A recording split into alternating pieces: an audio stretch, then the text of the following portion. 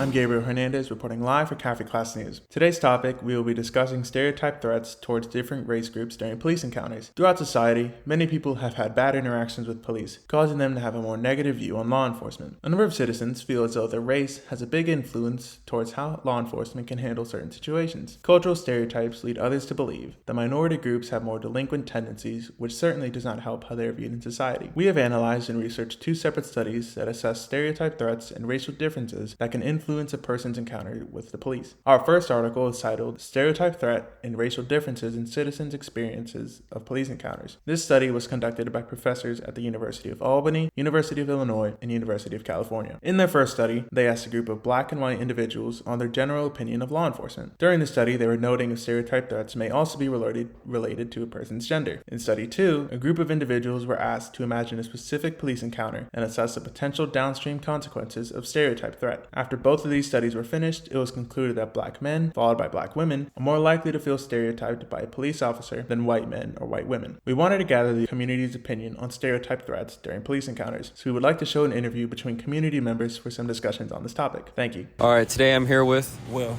All right, Will, where are you from? I'm from right here in Port St. Lucie. And how long have you lived here? Since 2006. 2006. All right, so we're doing an interview regarding racial stereotyping amongst police encounters. So we're just going to ask you some questions. First question, just how, in general, how do you feel about the police? I do recognize that a lot of messed up thing goes on in the world, but I don't really identify it as the police being bad. I identify more as bad individuals, and that's what we got to work on. Do you think that what you've seen in the media has influenced your opinion? No, I mean, it's good to see that it's being talked about a little bit more so. I think the problem is when we don't talk about it, we say that there's not an issue, but when we talk about it, we identify there's an issue. So that's, the start, I guess. So I'm guessing then you believe that there is some kind of racial injustice going on? I believe that we are programmed to feel some type of way about, I guess they are quick to react, I guess, so to say. I'm aware of the stereotype. I think it goes both ways. I think, minorities, for example, feels, some sort of hatred towards officers, and officers might feel threatened off rip before even interacting with somebody because of that unspoken hatred. So until we clear our hearts up and, get rid of that hatred and just give people the fair chance beforehand, it's always going to be the same way, We got to change our hearts before we can change our actions. Have you had any encounters with the police? Yeah, I know to be on my best behaviors. I'm not looking to be an example or anything like that. I just, when I was always taught when the police stop you, you treat them with respect. You act right, make sure your hands are visible.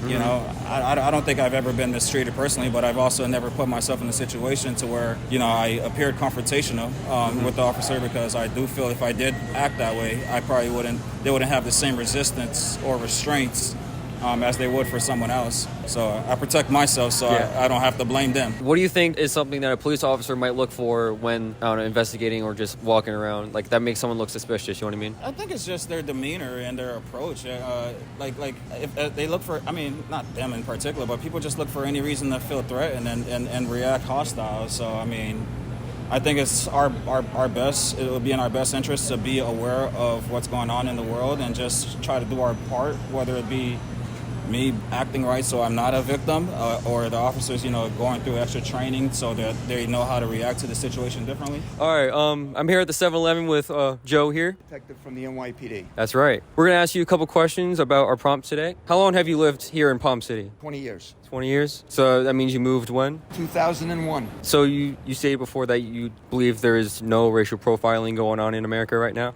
For the most part, no. There's not racial profiling. As I said before, when I worked in a precinct that was 99.9% predominantly black, and it was one of the highest crime precincts, not only in New York City, but in the world, how can you not racial profile? It's there in front of you. You can't control that. Yes, there are bad police officers. We can take care of them. We have taken care of them. I just know that you're bringing this up to find out if there's racial profiling, not as a whole.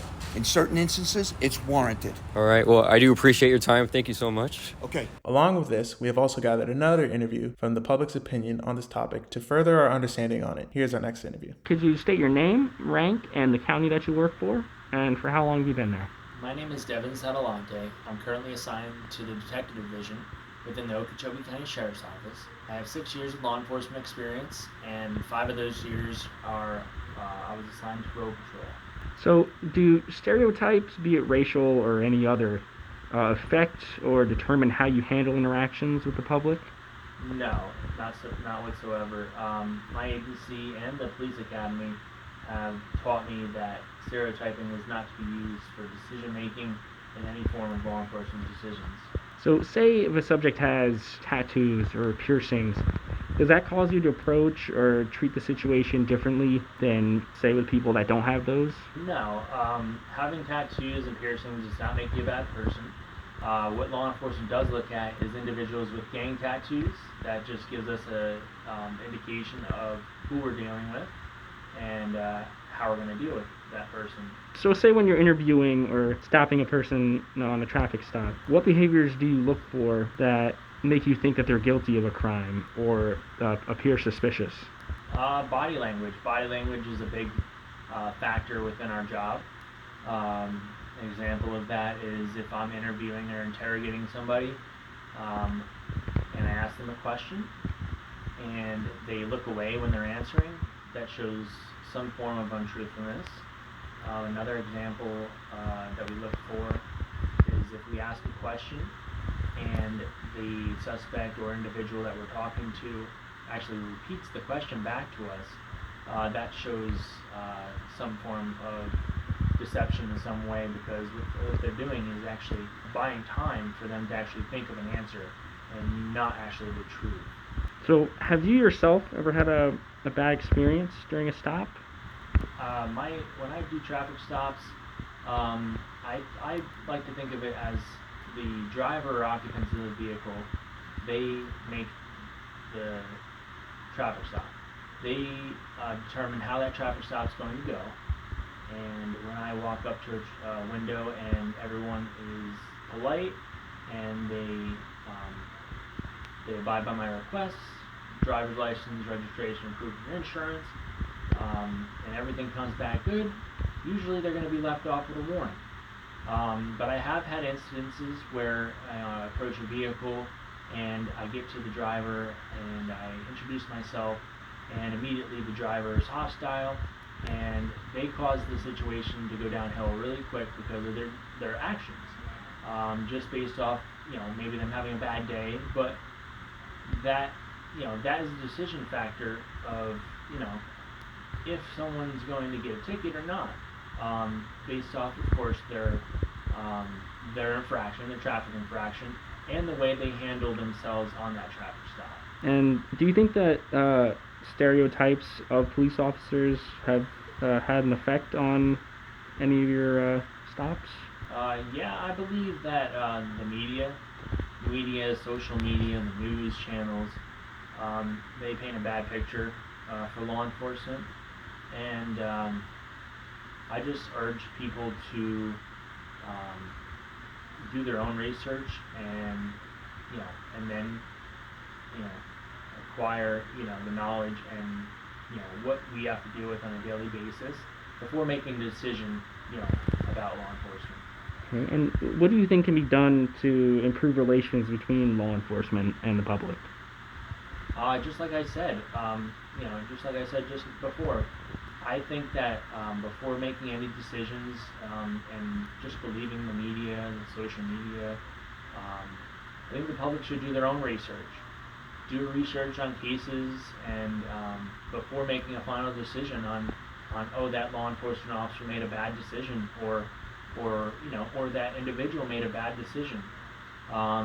You can make your own decisions, yes, but I urge the public to do their research so they actually know the whole story without just taking that little bit of what the media shows you and making the decision off of that. I think that would make the public realize the bigger story, the whole story, and I just think that would teach the public, have the knowledge to make better decisions and look at law enforcement in a positive way. Okay.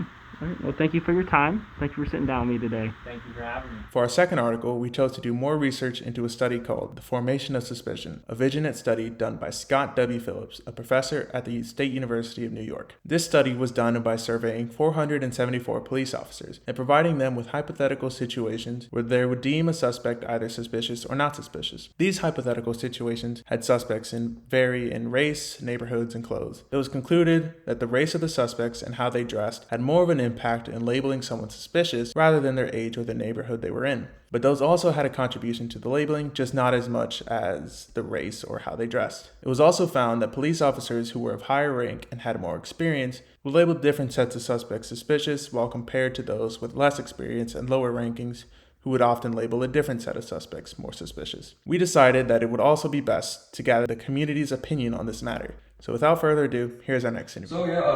Officer PSY, thanks for meeting with me. You're welcome. So, Thanks for the opportunity. you're welcome. So, go ahead and introduce yourself. How So- long have you been in law enforcement? I've been with the sheriff's office since 1997. I've served in many different roles. I've worked in the boot camp with juvenile offenders, and then I was on road patrol, and currently now I am in the schools. All right. So cool. So, like I said, with our prompts, we are asking people in the community and officers about racial stereotyping Okay. with the police encounters. So, regardless of race, what behaviors would make somebody look suspicious? Well, I mean, there's a lot of different things out there that make someone look suspicious. You know, one of the things about being a good officer is to be able to look at the surroundings or look at your areas and know what's out of place. You know, I could say for myself, it doesn't really matter what color you are. If I see somebody loitering around somewhere, I'm going to investigate that. So, you know, to try to put a tag on what behaviors, I mean, it all depends. I mean, you got people that could be walking in the parking lot grabbing door handles on a car. That's suspicious, you know. One car, maybe they're trying to get in theirs, but 2, 3, that's something that you're going to want to look at. You know, driving patterns, if somebody's drunk, I mean, you know, behaviors that they don't, like, specifically with a drunk driving. If I'm driving down the road and I see somebody that's failing to maintain a lane or slowing up, speeding up, or, you know, hitting curbs or driving erratically, I don't know what race they are before I pull them over. So that's not like I'm looking for a specific race to target. I mean, the car is doing what catches my eye, which then in turn makes me, you know, conduct a traffic stop. So, you know, that's one of the things, you know, as far as what you guys are looking for, you know, behavior-wise. I don't think there's any behaviors that one race does different than the other. Again, regardless of race, do you think there's things that would make officers stereotype, regardless of race? Like I'm talking tattoos or any kind of piercings or any kind of clothing? Well, I mean, obviously someone who has a lot of tattoos, depending on what the tattoos are, you know, there are certain tattoos that are specific to gangs. You know, there was many different, you know, tattoos. Gang members, you know, they might have a crown, they might have a teardrop, they might have, you know, pitchforks, they might have, you know, they can have lightning bolts, and that's a form of white racism, you know. So there's so many different things, but just those alone wouldn't, in my perspective, would not, you know, determine just because of the color of the person, you know. And piercings the same way. I mean, I started in '97. I mean, there was very little piercings. You know, people just had ear piercings, and the tattoos weren't as predominant as they are now. Now everybody has piercings, everybody has tattoos, and is there some kind of stereotype with that? Yeah, for the older guys like myself that have been around a while, that's, you know, used to be indicative of somebody who was living a life of crime, because those are like high risk things back in the day that people would do. It's changed over time. I'm not going to say that people weren't stereotyped on those things, because they probably were. But the way we live today, I don't see it as a problem, at least here. Right. All right. Now, next I'm going to ask you about like your experience as an officer, whether you were with the juveniles or on the road. Have you ever had like a bad experience? Like, what was maybe your worst experience? As far as Like, I mean, I've had people yell, curse, spit at me, call me all sorts of names just because of the uniform I'm wearing. So, that's kind of a form of stereotyping and racial profiling. And I've had conversations with people like, just because I'm wearing the uniform doesn't mean I'm that person.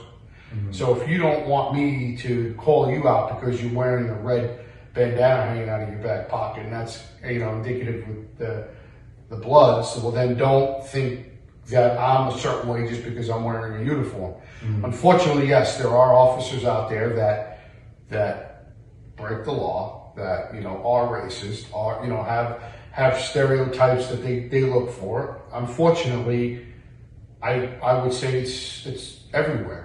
Mm-hmm. People have their own belief system and their own prejudices, and based on where they've grown up and what they've dealt with.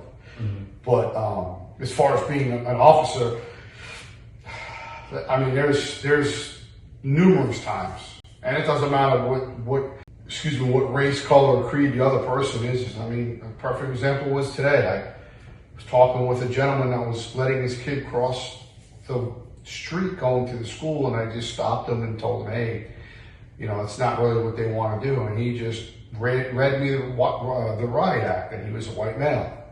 So, it doesn't matter the race as far as what I've seen towards me. We have both sides of it. Thank you so much, everyone, for tuning in. We hope you enjoyed our insightful research study. I'm Gabriel Hernandez with Cafe Class News, and we will see you next time.